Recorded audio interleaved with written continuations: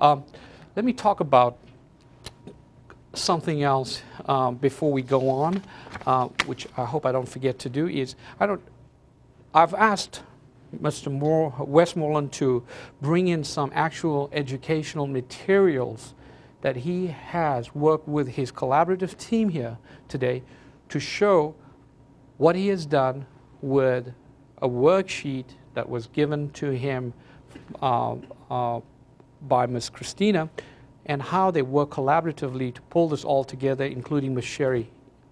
Charlie, show us that worksheet or the materials you've worked with one particular student. You can use the doc cam.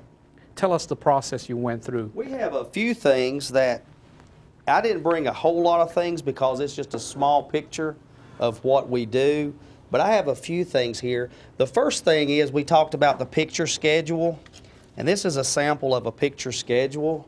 And what this is when that student comes in the morning, as soon as the student comes in the room and puts away their belongings, they know it's breakfast.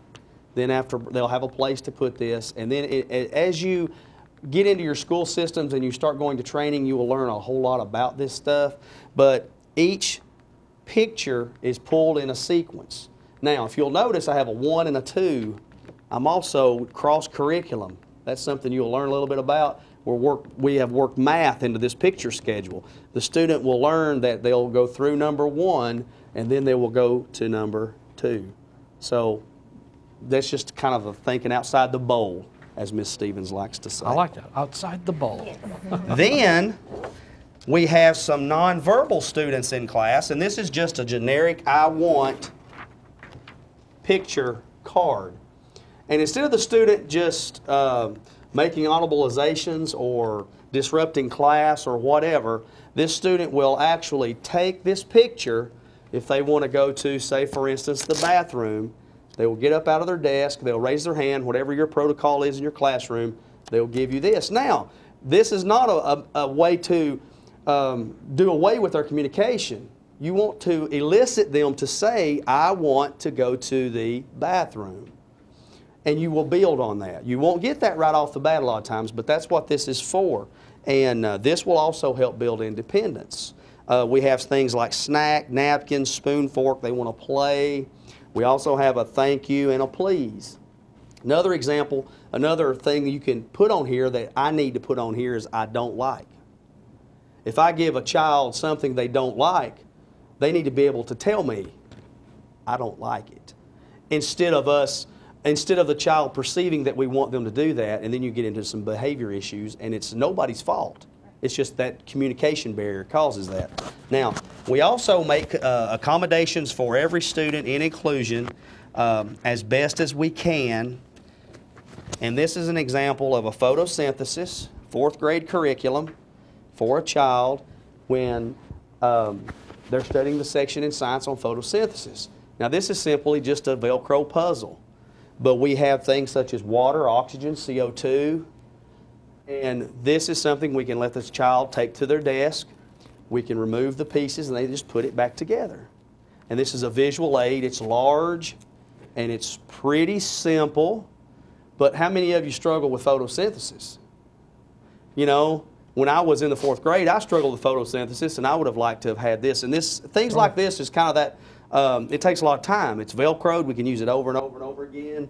But it's amazing when you set this in front of a child who has no concept of photosynthesis, and then after 4 or 5 hours in a few weeks' time doing this, they start understanding what CO2 and water and how it works, and you can take them outside and show them plants and things. So this is an example of photosynthesis. Now, one other thing, we all know what this is. Oh, yeah. It's the solar system. And you know, even teachers, we have to put our little reminders on the back because we don't want to show the students that we need to learn it too. So just to show everybody that this is real world right here. So this is for a student, the same student. We go from photosynthesis, we go to the solar system. So do you see the big jump in curriculum in the 4th grade? And this was a matter, you know, for the typical student, you go from photosynthesis to the solar system in 2 lessons. To where this student is going to study photosynthesis and study the solar system for the first 2 semesters of the year, first half of the year. This student, we are wanting to pick up about 1 to 5% of the curriculum. That doesn't sound like a whole lot, but for some students with disabilities, 1 to 5% of the regular typical curriculum for their age level is a big deal, and it needs to be attainable. It needs to be attainable. So those are just some examples of many, and this is an ongoing process. You never finish this. These, you can reuse them over and over and over again, but you never get to the point to every day we go in and we're doing accommodations, and we're making manipulatives, and we're making things that students can use. And it's an amazing resource to have other CDC teachers and other special ed teachers that you can go to and rely upon to get ideas for these kind of things. Okay. Thank you, Charlie. That was very informative. I'm sure a lot of people out there benefited from looking at that and get a lot of good ideas.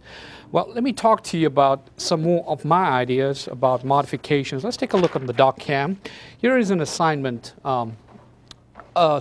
If you can pretend this is an assignment probably at the 3rd or 4th grade level. It's a reading comprehension exercise. And this is not in your handout. If you could zoom in here on the text, just to take a quick look on that. That's what the text looks like. Here are the questions. A child with a learning disability will have problems right away with this sheet because there's so much of text on it. You could also change this to have one question only for the child. You could also ask the child orally at the bottom. If you notice these questions at the bottom, you could orally ask them to answer those questions with you. So there are different ways of doing this. You could also, in Microsoft Word, use a highlighting of green, blue, red, all these cool colors. Go to Microsoft Word, there's a highlight button, and you could highlight and do this in color for the child as well. That's one example. Here's another example. This is a math sheet a student is given in a regulated class. Here you could possibly just focus in again, reduce the number. You could also provide them with a start and more examples and more directions. And assist them in providing that, and maybe just having one row in this worksheet and let them just work on it and maybe magnify the font size and increase it as well. This one here will drive a child with a learning disability or a child with ADD, actually drive them nuts. It's a crossword puzzle, and you all know what that is. And my question is, I showed why. Why do you want to do this? So anyway, we'll move on. Here's another one. A volcano maze. This one is to teach handwriting, and a child will start at one end of the maze and they will go all the way to the other end. Very difficult for someone that has fine motor problems. Very difficult for them to do, and you want them to do that. You could modify this and you could just make it a single piece. Thank you. In conclusion, I want you to know that inclusion is about belonging. It is a partnership. It involves individuals. It's a belief system. It is an attitude. I wish you the very best in your teaching. Have a good day. Thank you, Dr. Zaf Khan. Thanks also to our Murfreesboro City School guests, Mr. Charlie Westmoreland, Ms. Christina Maddox, and Ms. Sherry Stone King. Thanks also to the MTSU students who joined us in the audience today. I'd like to remind our site facilitators to please have today's participants complete session evaluation forms. We encourage our cable and webcasting viewers to complete a form online at www.mtsu.edu/ITSC. You may also download a copy of the PowerPoint slides that went with today's program by visiting our website. While you're online, check out our program archive. We have over 80 professional development and student enrichment programs available for on-demand viewing. If you'd like a free video copy of today's program, you may send us a -R blank DVD in a pre-addressed stamped mailer. We'd be happy to dub a copy for you free of charge and mail it back to you. For details, contact our technical clerk at vmoxley@mtsu.edu. We do ask you to reference the program number at the bottom of your screen when making your request. And we ask teachers to limit themselves to 2 requests per semester. Before we sign off today, I'd like to thank our technical crew and support staff. I'd like to thank the Education Resource Channel at Middle Tennessee and our cable partners across the state and in Huntsville. As always, I'd like to thank our site facilitators, but most of all, I'd like to thank the teachers who joined us for today's program. Thank you.